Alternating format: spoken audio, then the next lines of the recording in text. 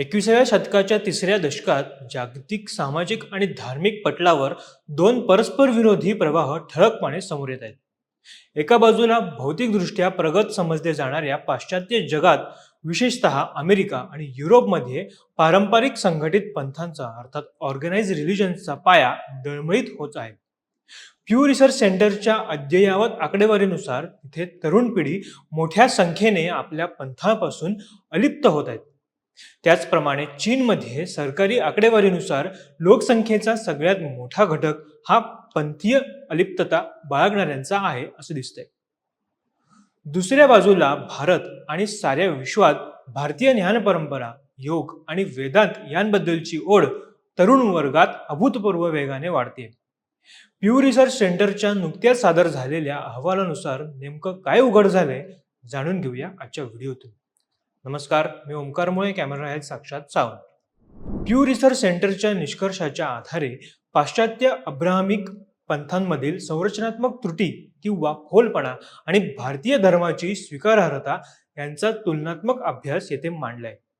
विशेषतः स्वामी रंगनाथानंद यांनी मांडलेली आध्यात्मिक लोकशाही ही संकल्पना केंद्रस्थानी ठेवून भारतीय धर्माची उदारता, स्वातंत्र्य, समता, न्याय आणि बंधुता या मूल्यांचं विश्लेषण यात केलेलं आहे. पाश्चात्य जगात, विशेषतः अमेरिकेत, ख्रिश्चन धर्माच्या अनुयायांच्या संख्येत होणारी घट ही केवळ लोकसंख्याशास्त्रीय बदलाची बाब नसून ती एका मोठ्या सांस्कृतिक परिवर्तनाची नांदी आहे. प्यू रिसर्च सेंटरच्या रिलिजियस लँडस्केप स्टडी आणि 2024-2026 दरम्यानचा विविध अहवालांमधून हे वास्तव स्पष्ट होते.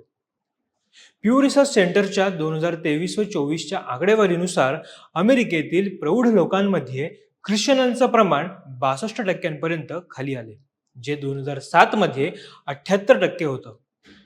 जरी 2019 नंतर ही घसरण काही प्रमाणात स्थिरावली असली तरी दीर्घकालीन कल स्पष्टपणे अधोगामी आहे. या उलट स्वतःला कोणत्याही पंथाशी न जोडणाऱ्यांच्या संख्येत वेगाने वाढ होऊन ती 29% झाली आहे. ही आकडेवारी अधिक खोलात जाऊन पाहिल्यास एक धक्कादायक वास्तव समोर येतं. ते म्हणजे तरुण पिढी आपल्या पंथापासून वेगाने दूर जात आहेत.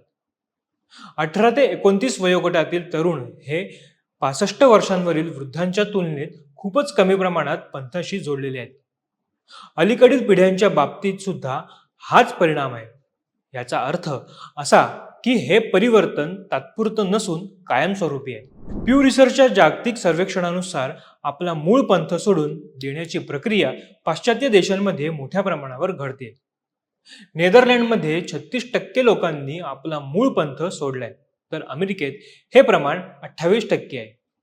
विशेष म्हणजे हे लोक एका संघटित पंथातून दुसऱ्या पंथात जात नाहीत, तर ते पंथाच्या चौकटीतूनच बाहेर पडत आहेत.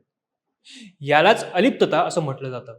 स्वीडन सारख्या देशात, जिथे ख्रिश्चन परंपरेचा मोठा इतिहास आहे, तिथे आता 29% लोक जे ख्रिश्चन म्हणून वाढले होते ते आता स्वतःला कुठल्या पंथाचं मानत नाहीत.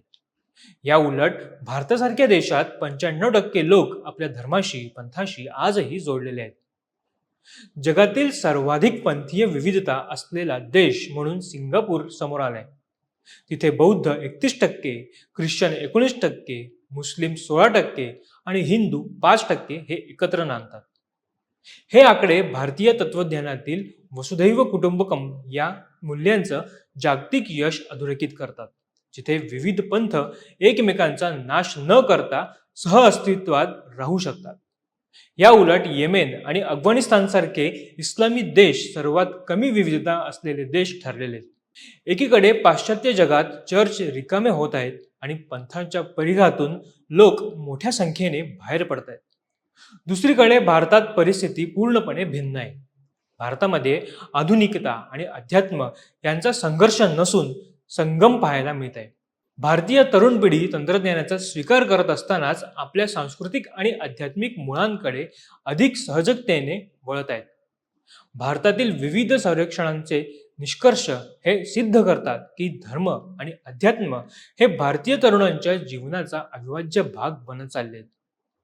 प्यू रिसर्च सेंटरच्या अहवाल आणि तत्सम जागतिक प्रवाहांचं समग्र विश्लेषण केल्यास पाश्चात्य जगात पंथांचा ऱ्हास हा केवळ आळस आणि आधुनिकता ह्यामुळे नाही, तर तो तेथील संघटित पंथाच्या संरचनात्मक त्रुटीचा आणि मताग्रहाचा परिणाम आहे.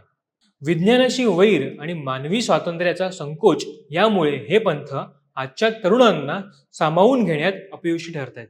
भारताने मात्र धर्माला कधीही बिलीफ सिस्टम बनवले नाही, ते एक विज्ञान म्हणून विकसित केलं. त्यामुळेच भारतीय तरुण विज्ञानाच्या युगातही अध्यात्माकडे वळत आहेत. व्हिडिओ कसा वाटला हे मला कमेंट करून नक्की कळवा. व्हिडिओ आवडल्यास आमच्या फेसबुक पेजला लाईक आणि यूट्यूब चॅनलला सबस्क्राईब करायला विसरू नका. तुर्तास धन्यवाद.